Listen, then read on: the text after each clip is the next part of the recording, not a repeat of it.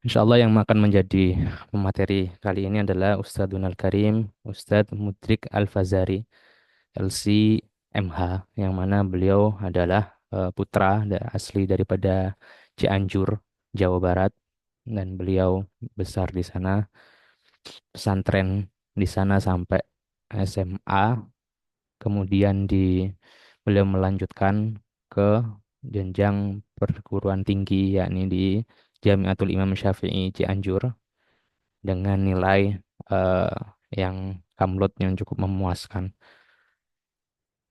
dan beliau memang termasuk kandidat daripada mahasiswa yang berprestasi, sebagaimana saya sendiri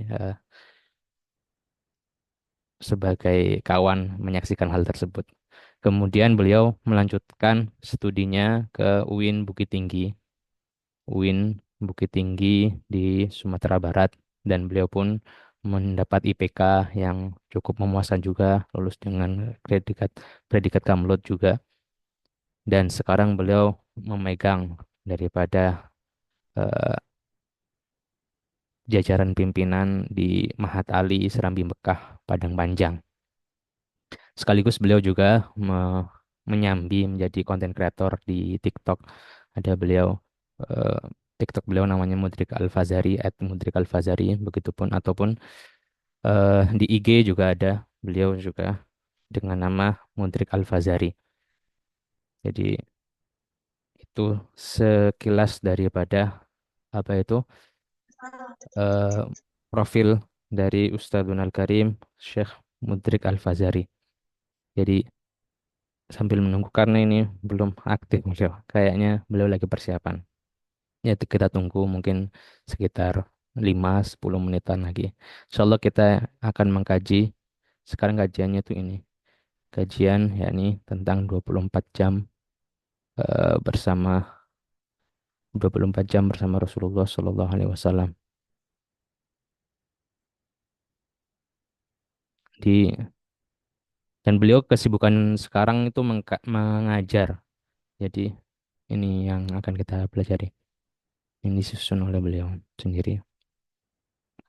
Jadi kesibukan beliau sekarang mengajar di Serami Mekah, di Pondok Serami Mekah. Jadi apa itu ya mengajar di MA, di pesantren sekaligus di dosen dan mengisi kajian-kajian online biasanya. Beliau sering mengisi kajian-kajian online di beberapa majelis, dan sekarang lagi dalam perjalanan. Jadi kita tunggu mungkin 5-10 menitan lagi ya. Harap bersabar sebentar. Nah, ini insya Allah yang akan kita kaji bersama.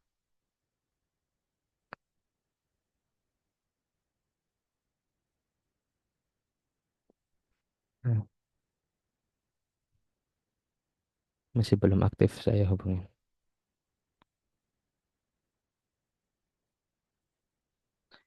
Ini yang kita akan pelajari bersama bersama beliau 24 jam bersama Sang Rasul.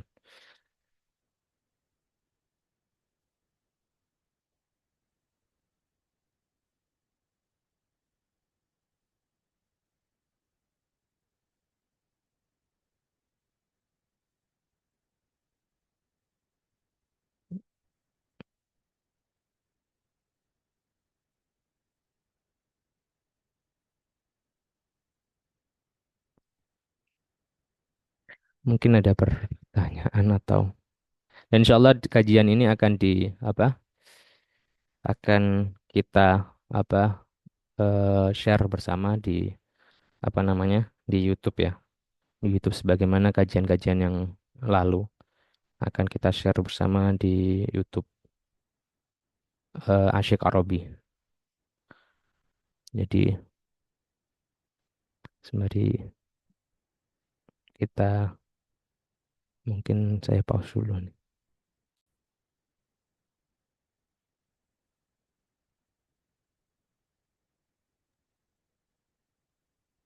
Bismillahirrahmanirrahim. Tes. Sumi Asaud, Syekh. Sumia, Sumia, Mas Mu. Baik. Bismillahirrahmanirrahim. Assalamualaikum warahmatullahi wabarakatuh. Waalaikumsalam warahmatullahi wabarakatuh. Bismillahirrahmanirrahim. Alhamdulillahirabbil alamin wa sallallahu wasallam wa baraka ala sayyidil kaunain sayyidina Muhammad wa alihi wa sahbihi ajmain. Allahumma alimna ma yanfa'una wanfa'na bima 'allamtana wa zidna ilman wa fiqhan wa ikhlasan wa hubban li sayyidina Muhammadin sallallahu alaihi wasallam. Sallallahu alaihi Amin ya wasallam. rabbal alamin wa ba'd. Yang terhormat Ustadzuna Al-Fadil, Ustadz Mahfud Jalali, Ustadzuna Al-Fadil, Ustadz Ahmad Roji beserta semua yang hadir, Zumiyin wa Zumiyat yang tidak bisa disebutkan satu persatu. Asallahu ayyubarika ijtima'ana hadha wa ayyazida mahabbatana li sayyidina Rasulillah sallallahu alaihi wasallam. Taib, pada malam hari ini insyaallah kita akan sama-sama diskusi tentang 24 jam bersama Sang Nabi Agung Muhammad sallallahu alaihi wasallam.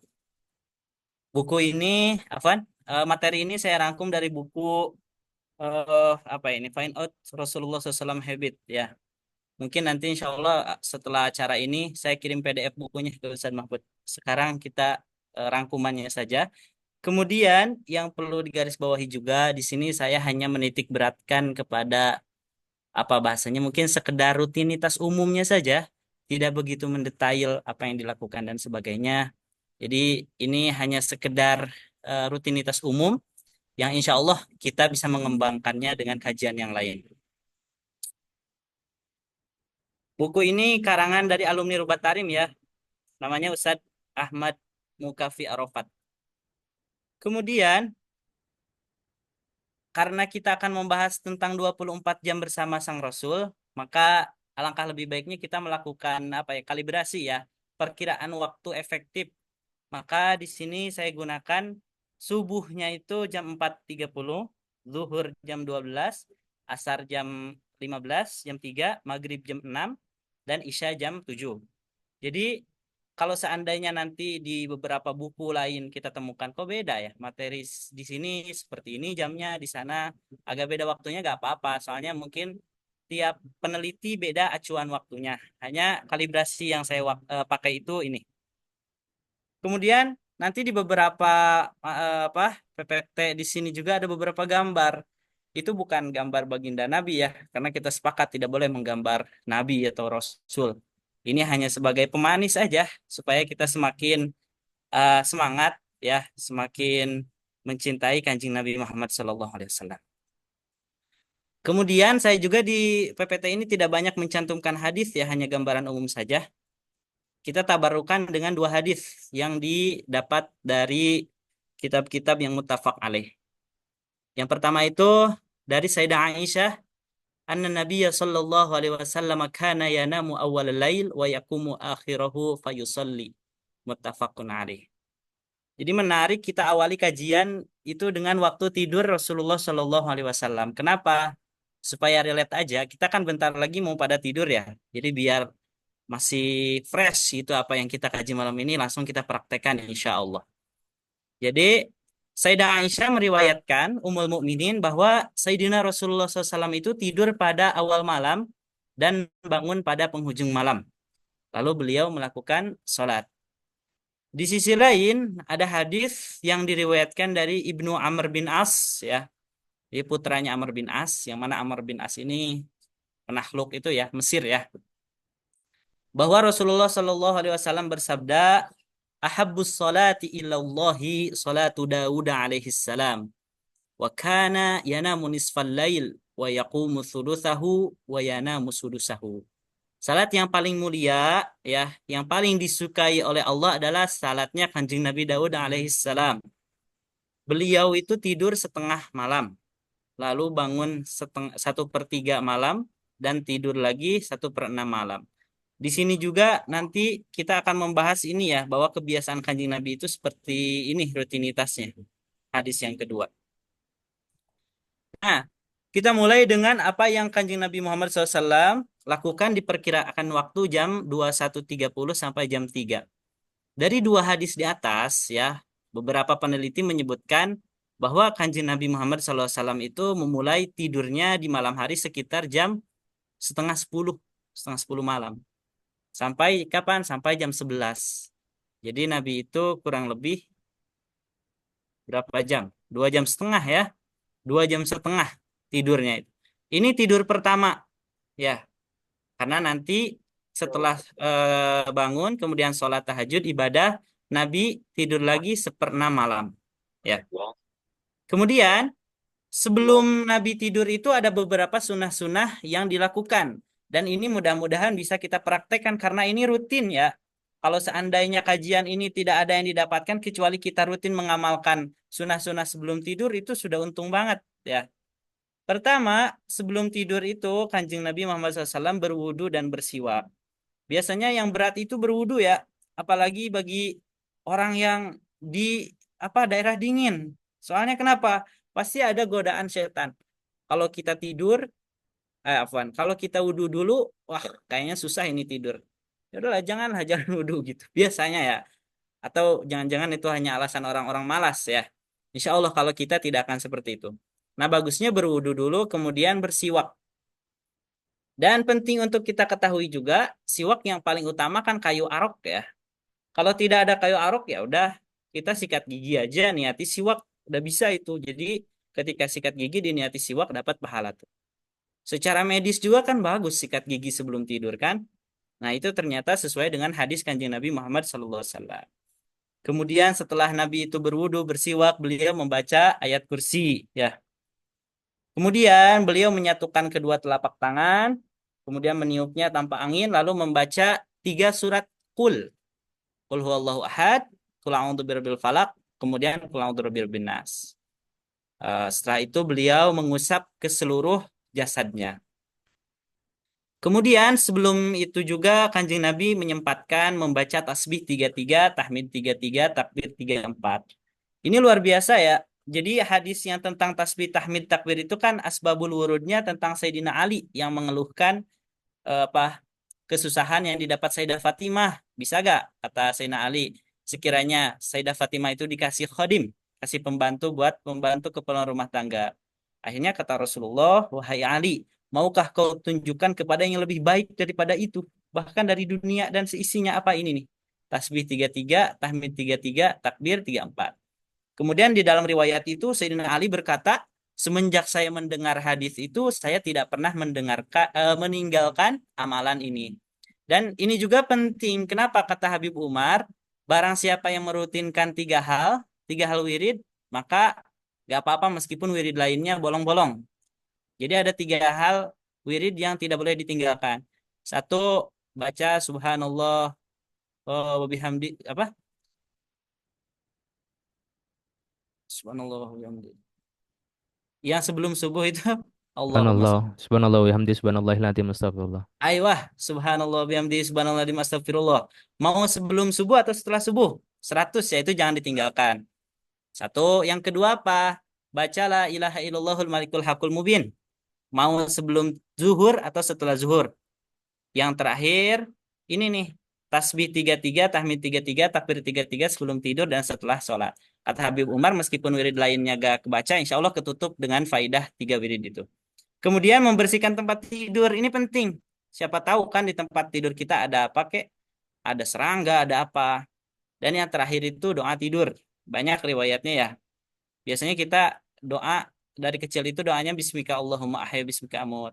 Gak apa-apa. Kalau mau doa lain Bismillahirrahmanirrahim. Allahumma bismika wadu'atu janbi dan sebagainya gak apa-apa. Ini intinya yang penting doa dulu. Kalau gak bisa bahasa Arab, bahasa Indonesia.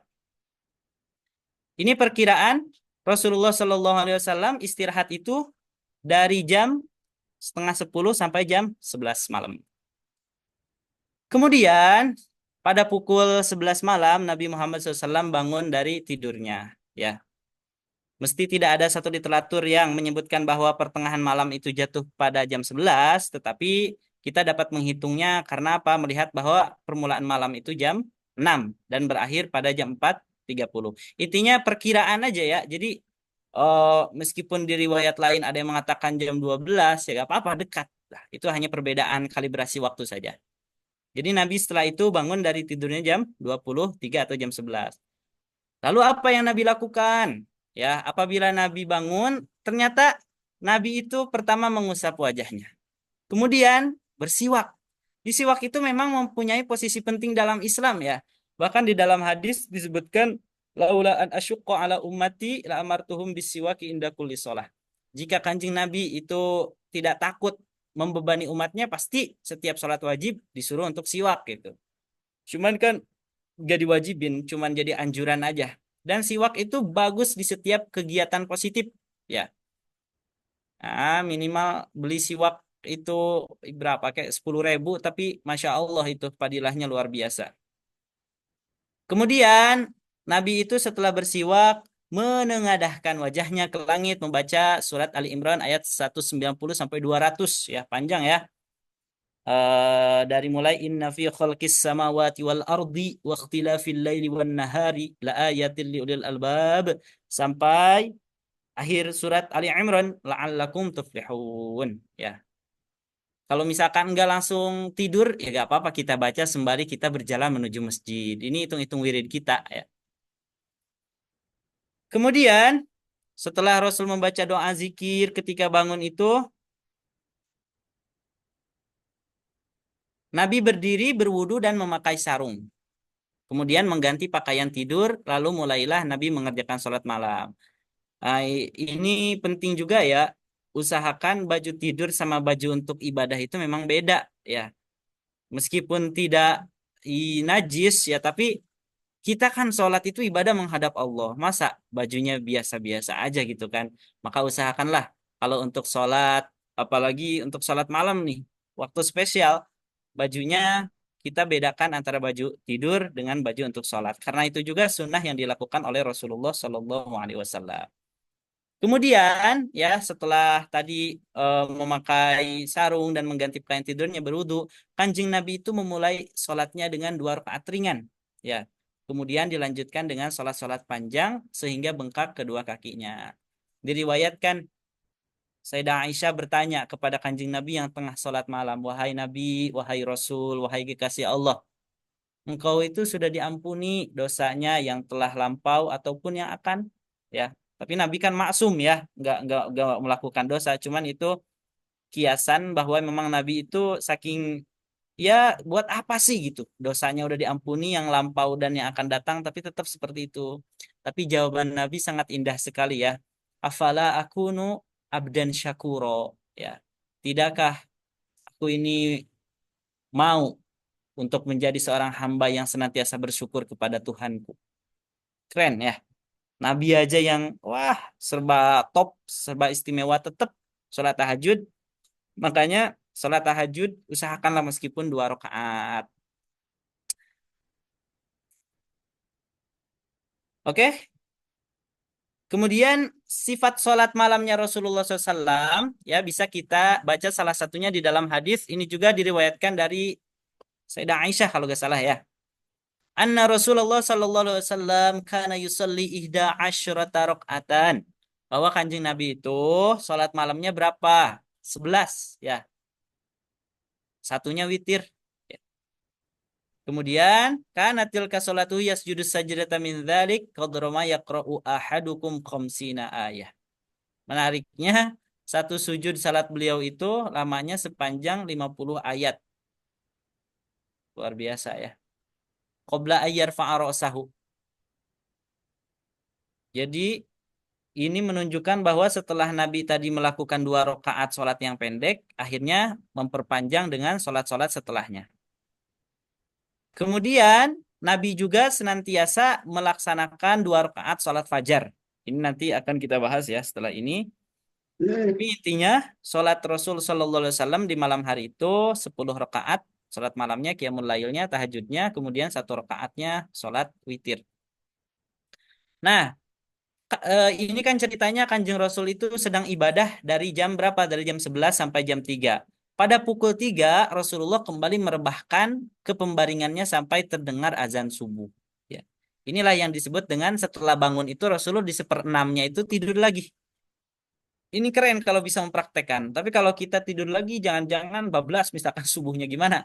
Ya afdolnya kita janganlah. Masa karena sholat sunnah fardu ditinggalkan itu kan salah juga.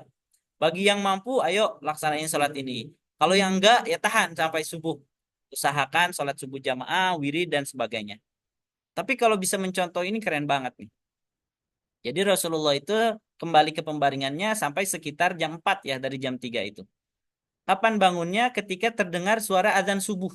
Ya, beliau bangun, membaca doa, meraih siwak, berwudu, dan beliau itu tiap kali bangun tidur tidak pernah merasa berat dan sebagainya. Selalu fit.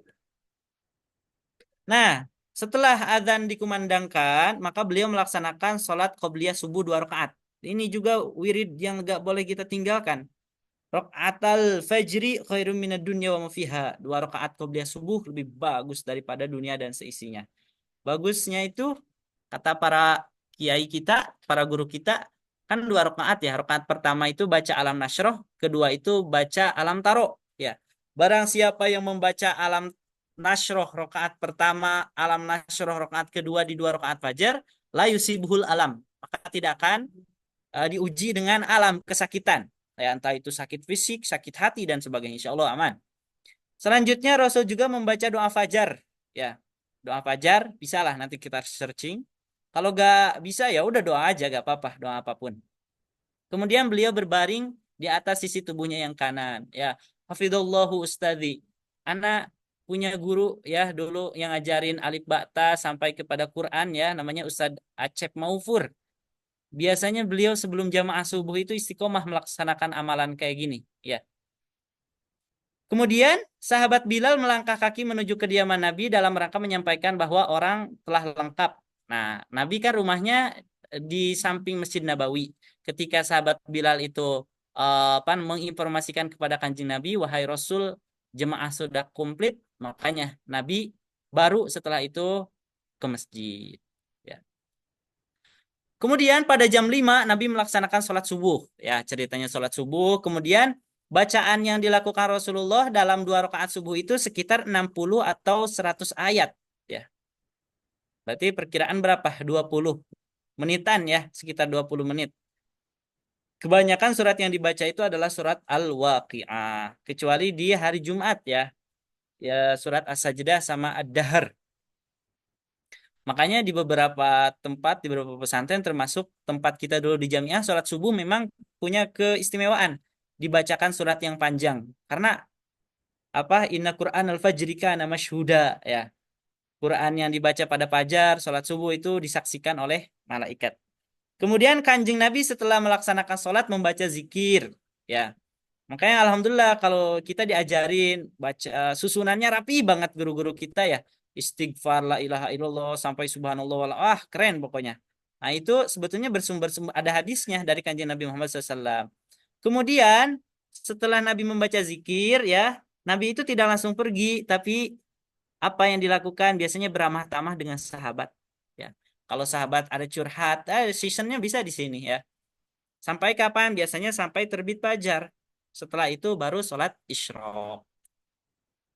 Kemudian pada pukul 6, Kanjeng Nabi itu sholat sunnah isyraq. Ya, sholat sunnah isyraq kan waktunya sama seperti duha asalnya ya. 15 menit setelah tulu ya.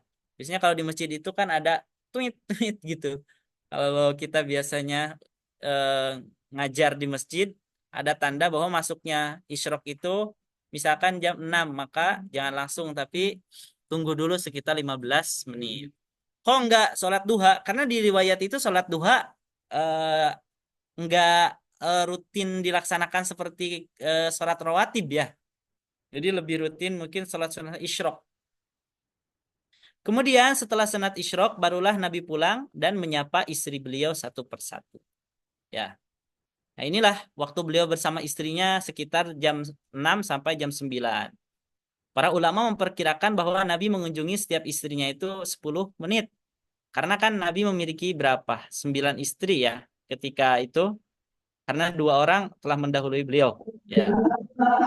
Kemudian, jika sahabat mempunyai pertanyaan, biasanya disowani atau didatangi rumah mana yang Nabi ada di situ. Misalkan di rumah Sayyidah Aisyah, para sahabat ke sana. Biasanya waktu-waktu ini digunakan buat sahabat perempuan, ya. Karena sahabat perempuan juga ada beberapa yang nanya masalah fikih, ya. Makanya Sayyidah Aisyah takjub kepada perempuan-perempuan yang senang nanya masalah agama kayak gitu. Jam 6 jam 9 jadi Nabi memposisikan sebagai kepala keluarga yang mana mempunyai tanggung jawab kepada istrinya, kepada anaknya dan sebagainya. Kemudian ya ketika jam 10 ya sampai jam 11 apa? Biasanya kalau gak ada kegiatan Nabi kan masih di rumah ya. Kemudian melakukan pekerjaan yang ada di rumah, membantu istrinya. Nah, diriwayatkan Nabi itu menjahit bajunya sendiri, kemudian apa sih memperbaiki sendalnya sendiri, kayak gitu. Jadi bukan aib bahwa seorang bapak, seorang ayah, seorang suami itu membantu istri. Wong Nabi aja seperti itu. Bahkan guru-guru kita yang di Syam katanya banyak yang melakukan hal tersebut. Ya. Kemudian setelah beres, Nabi itu membantu istrinya atau keperluan rumah tangga, beliau mengadakan majelis duha bersama para sahabat. Biasanya yang hadirnya itu kan di majelis itu adalah Ashabus Suffah ya, yang mana ketuanya mungkin bahasa kitanya Sayyiduna Abu Hurairah. Makanya beliau menjadi periwayat hadis paling banyak kan setelah siapa Ibnu Umar, kemudian Anas, kemudian Sayyidah Aisyah, kemudian Ibnu Abbas, kemudian Jabir, kemudian Sa'id Al-Khudri. Ketika ditanya Abu Hurairah, ya Abu Hurairah, kenapa bisa banyak meriwayatkan hadis padahal engkau berjumpa sama Nabi kurang lebih 3 atau 4 tahun? Kata Abu Hurairah, orang-orang Ansor itu sibuk bercocok tanam, orang Muhajirin sibuk berdagang. Sementara saya senantiasa mengikuti kajian Nabi Hadaron wasafaran, wasafaron ya. Kalau saya senantiasa mengikuti kajian-kajian kanjeng Nabi. Kemudian pada majelis duha ini yang dilakukan sekitar jam 11 itu kanjeng Nabi memberikan masalah hukum, nasihat. Bahkan jika dalam suasana perang, Nabi menjelaskan strategi perang kita ini seperti ini, nah, di waktu ini. Bahkan hadis yang tentang rukun Islam, rukun iman, rukun ihsan, yang ada seorang datang itu kan ya sangat putih, posturnya, kemudian sangat hitam rambutnya. Ini terjadinya di majelis duha seperti ini sekitar jam 11-an. Kalau tidak ada majelis duha, biasanya Nabi itu menerima undangan dari para sahabat. Ya, kemudian mengunjungi saudara atau kerabat. Bahkan mungkin bahasa kitanya apa? Keliling itu belusukan ya. Karena kan Nabi itu sebagai nabi iya, sebagai kepala negara juga iya. Biasanya Nabi keliling kota Madinah untuk mengawasi dan mengatur jalannya kehidupan umat Islam. Jadi beliau selain sebagai pembawa risalah, penyampai risalah ilahiyah, beliau tidak melupakan juga tugas-tugas beliau sebagai kepala negara. Nah, setelah jam 11.30, biasanya Nabi itu melakukan qoilulah. Qoilulah itu tidur siang, supaya apa? Sholat zuhurnya semangat. Tapi kalau karena qoilulah kita gak bisa jamaah, asalnya ya jangan qoilulah. Jamaah lebih utama. Ya. Tapi kalau bisa qailullah ya, jamaah ya, keren tuh mengikuti semua sunnah Rasulullah SAW. Selanjutnya ketika jam 12 ya Nabi itu selesai qailullahnya. Jadi mungkin cuma setengah jam aja tidurnya beliau. Setelah itu beliau bersiap melaksanakan sholat zuhur, qobliyah zuhur 4 rakaat. Kemudian menarik juga bahwa Nabi itu ketika dikumandangkan azan, para sahabat tidak langsung qomat, tetapi sekitar 30 menit dulu ditunggu ya. Karena kan sahabat juga mungkin ada yang di ladangnya, ada yang di pasar berdagang dan sebagainya. Jadi setelah kumpul sekitar 30 menit barulah pada melaksanakan sholat. Nah, di samping itu ketika jamaah belum hadir, kadang Nabi juga memanfaatkan momen ini di rumah beliau bersama cucunya yaitu Sayyidina Hasan dan Sayyidina Husain ya. Kemudian setelah dikumandangkan qomah, maka sholat zuhur, bacaan Nabi sekitar 30 ayat untuk 2 rakaat pertama. Kemudian membaca zikir. Ini berlangsung mungkin sekitar jam 12 sampai jam 1 siang. Nah, kemudian setelah Nabi sholat zuhur dari jam 1 sampai jam 3, Nabi itu pulang. Dan istimewanya beliau sholat ba'diyahnya di rumah. Jadi memang bagusnya sholat sunnah itu kan di rumah. Ya. Tapi kalau di rumah itu banyak godaannya, ya udah beresin di masjid, ya. Jangan mau kita kelabui sama setan. Kita yang ngelabui setan. Iya di rumah banyak godaan, ya udah di masjid beresin gitu. Kemudian setelah Nabi itu melaksanakan sholat ba'diyah, ya apa yang dilakukan Nabi? Biasanya Nabi menemui para sahabat, ya, atau menerima tamu dari para sahabat.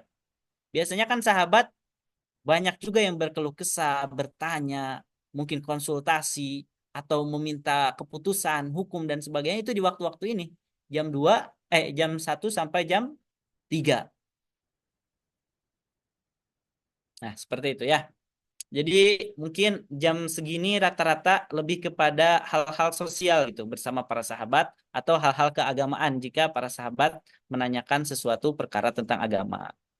Selanjutnya jam 3 dikumandangkan azan. Seperti biasa ya, qobliyah dulu. Kemudian iqomah dilaksanakan lebih cepat. Ya, kalau asar lebih cepat daripada iqomah subuh atau zuhur. Setelah itu sholat dan membaca zikir. Nah, setelah sholat asar, beliau apa? Mengunjungi satu persatu kediaman istri beliau sampai sekitar jam 5. Jadi 2 kali berarti dalam sehari itu ya Nabi mengunjungi istrinya. Pertama tadi pagi setelah sholat isyrok, kemudian sekarang dari jam 4 sampai sekitar jam 5. Semuanya satu persatu supaya adil. Kemudian jam 5 baru beliau menetap di salah satu rumah yang giliran siapa istrinya. Misalkan giliran Sayyidah siapa? Aisyah, berarti Nabi di situ. Disinilah Nabi itu mungkin mengajarkan ilmu agama kepada istrinya atau membicarakan pokoknya hal-hal yang berurusan dengan rumah tangga di sini waktunya. Sore hari. Kemudian setelah jam 6 dikumandangkan azan, maka Nabi pun segera ke masjid. Kemudian ini nih unik juga. Jadi karena waktu maghrib itu singkat ya kurang lebih 1 jam atau setengah jam, maka waktu adzan sampai qomat juga singkat seperti sholat asar. Tapi asar katanya lebih singkat daripada maghrib qomatnya. Kemudian Nabi melaksanakan sholat maghrib dengan surat-surah pendek sekitar 10 menit untuk sholat maghrib. Iya. Kemudian pulang ke rumah, sholat ba'diyah dan melaksanakan makan malam di salah satu rumah istrinya. Karena orang Arab biasanya gitu, makan malamnya itu antara sholat maghrib dan sholat isya. Kemudian pada pukul 7 ya sampai pukul 9, disinilah waktu Nabi itu apa disebutnya agak luas di sini. Kenapa? Karena ternyata iqomah sholat isya itu dipanjangkan daripada iqomah sholat yang lain. Kenapa? Ulama mengatakan seperti ini. Biasanya setelah maghrib kan para sahabat atau kanjeng Nabi itu makan malam dulu. Nah supaya menurunkan tadi makanannya dan sebagainya atau supaya sahabat kumpul dulu, makanya qomat sholat isya itu agak lama. Ya. Kemudian setelah kumpul barulah qomah kemudian melaksanakan sholat isya. Ada yang mengatakan biasanya kanjeng Nabi paling banyak sholat isyanya itu sekitar pukul 21 ya, sekitar jam 9. Paling telat jam setengah 10. Dan paling cepat jam 8. Kemudian pulang ke rumah, sholat ba'diyah, bersiap untuk tidur. Kembali lagi ke posisi kita yang pertama. Dan kanjeng Nabi itu gak senang setelah isya ngobrol sesuatu yang tidak bermanfaat. Makanya anjuran para ulama kan makruh ngomong sesuatu yang gak manfaat setelah isya. Kalau kita kajian gini gimana? Gak apa-apa, itu manfaat. Cuman daripada gak jelas, ujung-ujungnya mabar lah, ujung-ujungnya apa, anfaedah dan sebagainya, ahsan tidur. Kata Gus Baha, tidur yang diniati meninggalkan maksiat, wah itu ibadah. Keren. Ya. Jadi itu ya. Jadi kalau kita perhatikan ternyata kanjeng Nabi Muhammad SAW di balik memiliki banyak keistimewaan, ternyata sangat memiliki perhatian baik itu untuk keluarga, umatnya dan untuk agama ini. Kemudian kalau ada pertanyaan, gimana berarti Nabi tidak memiliki pekerjaan dan sebagainya?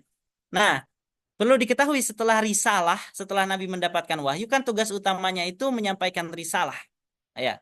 Jadi tidak ada anjuran misalkan bagi sahabat untuk mengikuti Nabi full kegiatannya seperti itu. Enggak, karena sahabat juga kan ada yang berladang, ada yang berdagang.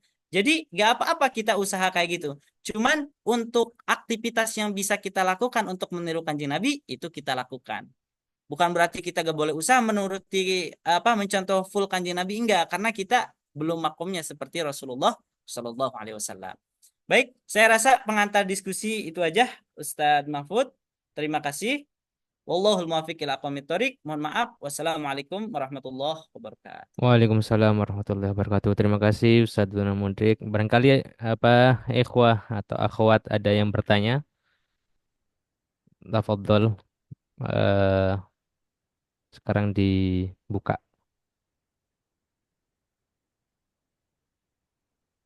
Adakah dari eh ikhwah atau akhwat yang bertanya?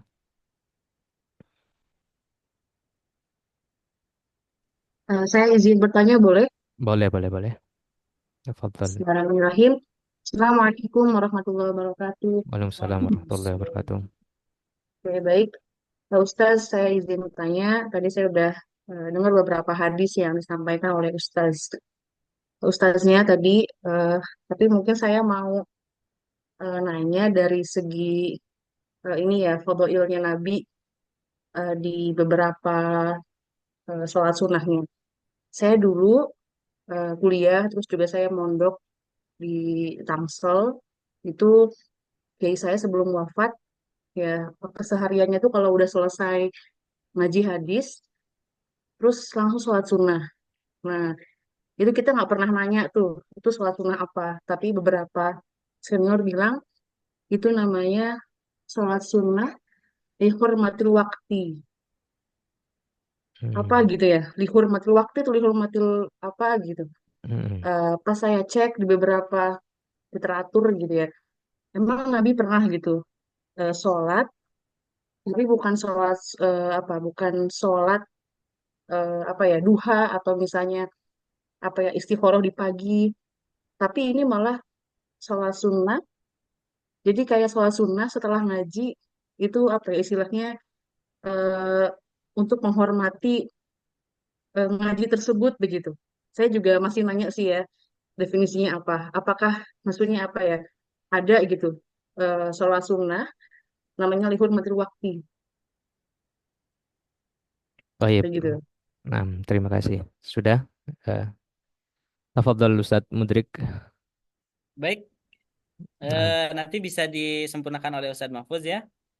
Mungkin kalau nggak tahu, biasanya sependek apa yang saya ketahui, biasanya kalau kita identikan sholat lihurmatil waktu itu ketika tidak bisa bersuci, baik itu dengan tayamum dan sebagainya, tidak punya wudhu, kemudian susah banget.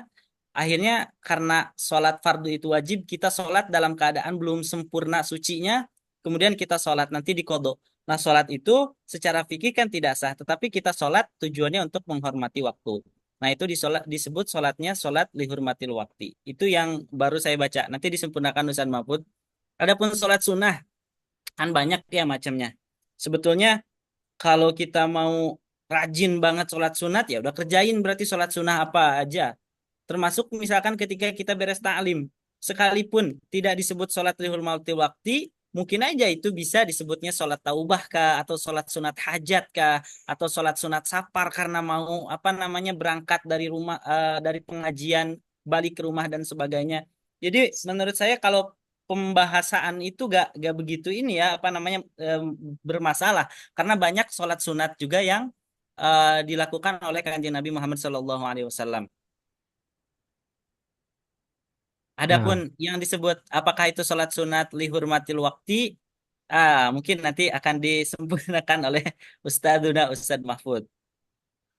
nah, wallah alam ana juga nggak pernah nggak pernah mengetahui. Tapi yang ana tahu memang ada hadis yang menyatakan bahwasanya eh, Nabi Shallallahu Alaihi Wasallam kalau nggak salah berkata memang paling baiknya seseorang itu yang sering untuk apa dia itu sholat. Jadi bahkan apa kayak Sayyidina Ali Zainal Abidin aja itu sholatnya 1.000 sujud berarti 1.000 rakaat.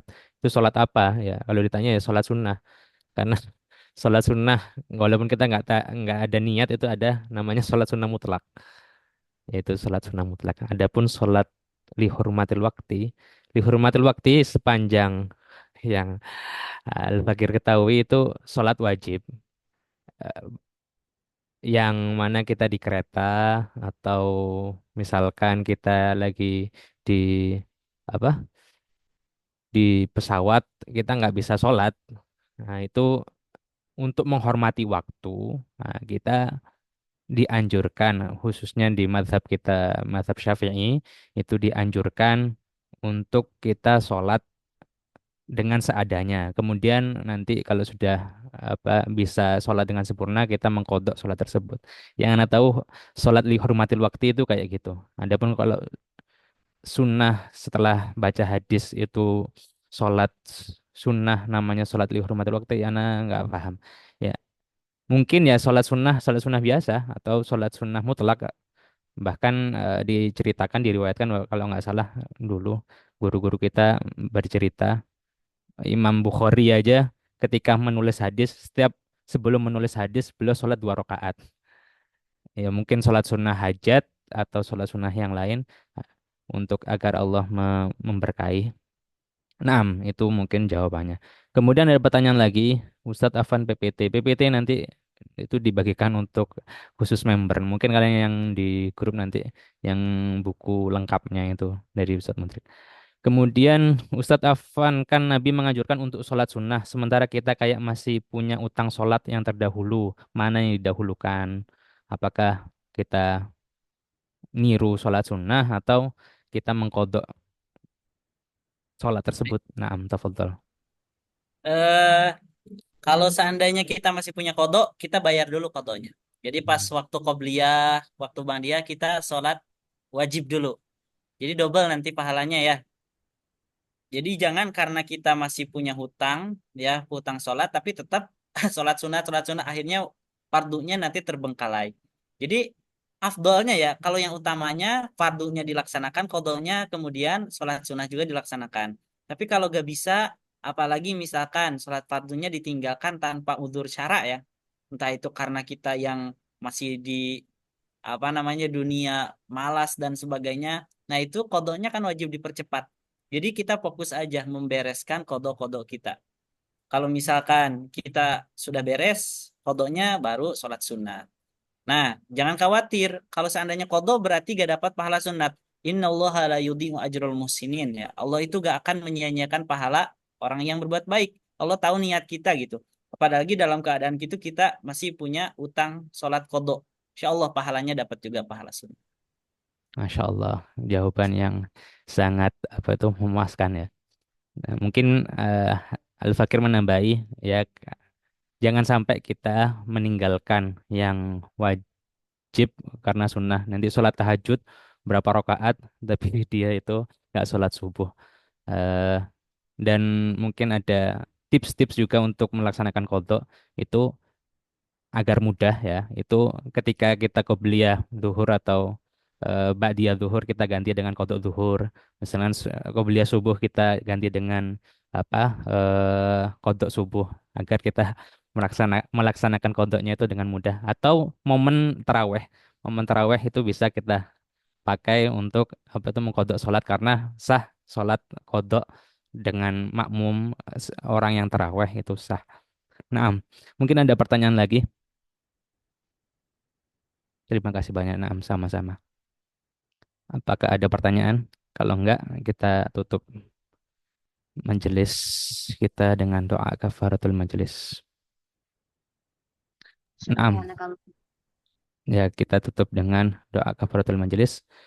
Kita ucapkan bareng-bareng subhanakallahumma wa bihamdika asyhadu an la ilaha illa anta astaghfiruka wa atubu ilaik. Syukron katsiran wa jazakumullah khair jaza Ustaz Mudring ala al-ifadah wallah nastafid minkum akthar gairi min gairihi.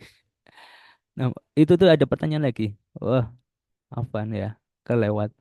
Ustadz Afan, oh enggak ini. Izin bertanya Ustadz, jika kita kodok sholat, apakah tetap dapat dosa besar? Jika kita sudah mengkodok, apakah kita masih dapat dosa besar? Enam. Ini. Eh, insya Allah ya. Jadi kalau kita melaksanakan kodok berarti secara fikih kan itu sudah hutangnya sudah beres gitu ya. Apalagi kalau seandainya kita barengi kodok itu dengan taubat dan sebagainya. Insya Allah Allah hapus dosa kita ya. Jadi intinya dosa besar apapun selama kita itu taubat. Taubat kan bisa kalau sholat itu dengan dikodok kalau ditinggalkan. Kalau punya hutang misalkan ya udah hutangnya bayar dulu dan sebagainya. Kalau gak dibayar kan dosa besar. Kalau Hmm. semuanya udah dibayar, baik itu sholat atau hutang, kemudian kita tambah dengan taubat, dengan kebaikan, insya Allah dosa yang besar itu akan Allah ampuni dengan catatan jangan diulang lagi ya. Jangan taubat sambal bahasa Sunda itu ya.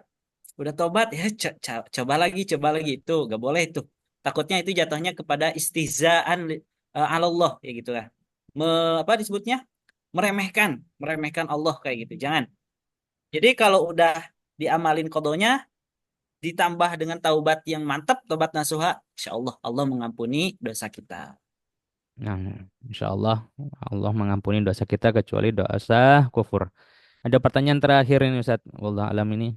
Fadol Syekh. Ini kita, ini apakah masih boleh bertanya? Fadal. Ini pertanyaan terakhir, Hir. Ayo Fadol. Habis itu kita tutup. Apa pertanyaannya? Tafadhal Khadijah Khadijah ini. Kok nggak ada?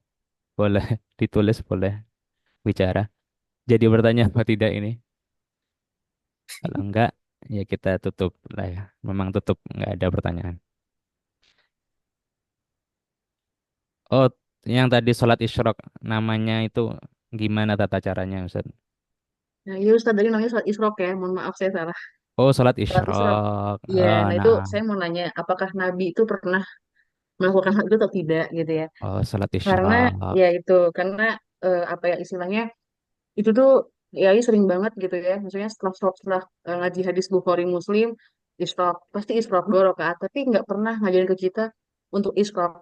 Cuma pas diteliti gitu ya, teman saya juga penelitian nanya-nanya gitu ya. Pak Yai nggak ngasih tahu pas sudah meninggal baru Bunyanya bilang bahwa eh, itu sholatnya itu saya baru dengar ya sholat isrok gitu Ustaz. Maaf ya Hmm. saya nanya balik. Oh, sholat isyrok. Naam, naam. Sholat isyrok tafadhal, Ustaz. Baik, salat isyrok memang ada khilaf ya di kalangan ulama. Ada yang mengatakan isyrok sama duha itu sama aja, beda nama satu orang. Kayak Ustadz Mahfud sama Ustadz Aput biasanya gitu kan. Sama orangnya itu orang yang ganteng, pinter, dan serba oke. Masya Di Allah. satu sisi ada juga yang mengatakan beda, katanya salat isyrok, isyrok, duha, duha. Jadi kalau yang mengatakan nggak ada, berarti ya itu berarti menganggap bahwa isyrok sama duha sama. Adapun yang menganggap ada, berarti beda. Tapi tata cara dan sebagainya kan sama aja, seperti sholat duha kayak gitu. Ya. Itu Waktunya Ustaz. kapan, Ustaz? Oke, waktunya sama seperti sholat duha. Jadi tunggu dulu sampai matahari satu tumbak itu satu apa sih? Satu tongkat Naam. gitu ya. Satu tongkat. Kalau kata Ustadz Somad itu 15 menit setelah waktu matahari terbit. Naam. Taruhlah matahari terbit jam 6. Kemudian tunggu 6.15 baru kita melaksanakan sholat sunnah Naam. isyrok. Sebelum itu takutnya jadi nanti sholat yang apa di situ makruh tanzih ya. Naam. Makruh tahrim di situ. Hmm. Sholat yang indal Ya.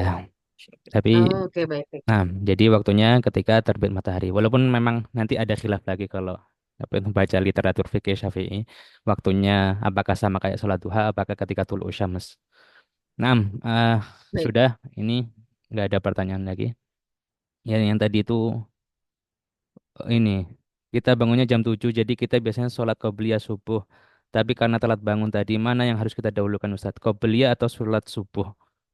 Jadi Oke. sholat ketika qobliyah subuh itu, nah amal. Baik. Langsung jawab saya. Tafadhol. Oke, kalau kita blast misalkan malamnya itu kebanyakan aktivitas baik sampai subuhnya bablas gimana? Pas bangun jam 7 udah sholat subuh dulu. Ya, habis itu baru sholat sunnah qobliyah. Karena apa? Hmm. Kok sholat sunat yang memiliki waktu itu boleh juga dikodok. Ya, tadi kan Hmm. kita ketinggalan subuh ya udah subuh dulu aja. Habis itu kemudian susul dengan sholat sunat qobliyah. Begitupun kalau seandainya kita mau berjamaah subuh belum sholat sunat qobliyah. Di masjid sudah dilakukan sholat berjamaah subuh. Ya langsung aja kita ikutan sholat berjamaah subuh. Habis Hmm. berjamaah subuh, boleh kita mengkodok sholat qobliyah subuh. Begitupun Nah, qobliyah yang lain ya, gak apa-apa ya. Tuh, Ustadz Mahfud. nah, syukron kathiran Ustaz. Nah, kita baca bareng-bareng. Sekarang sudah nggak ada pertanyaan.